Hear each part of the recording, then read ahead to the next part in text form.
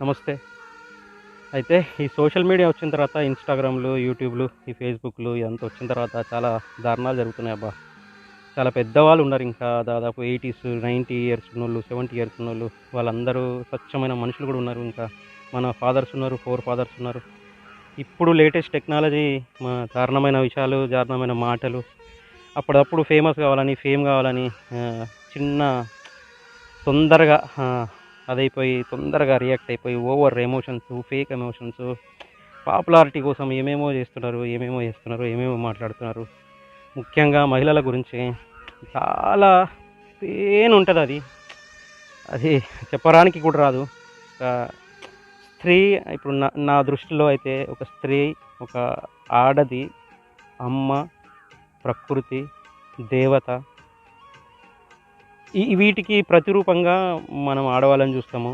ఆడవాళ్ళలో ఒక చిన్న నెగటివిటీ కూడా మనం చూడలేం, భరించలేం. అంటే ఒక తల్లిలాగా, దేవతలాగా చూస్తాం మనం. అంటే దిగజారుడుతనాన్ని మనము భరించలేము.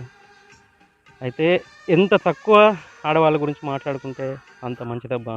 ఆడవాళ్ళ గురించి తప్పుగా మాట్లాడకండి.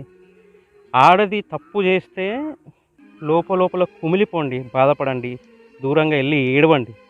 కానీ నెగెటివ్‌గా మాట్లాడకండి. ఆహ్, ఆది పరాశక్తిరా ఆడదంటే. అసలు ఈ వీడియో నాకు మాట్లాడడానికి నాకు ఏదన్నా కొన్ని ఒరిజినల్ ఎమోషన్స్ నాకు బయటకి ఎక్స్‌ప్రెస్ చేయబుద్ధి కాదు.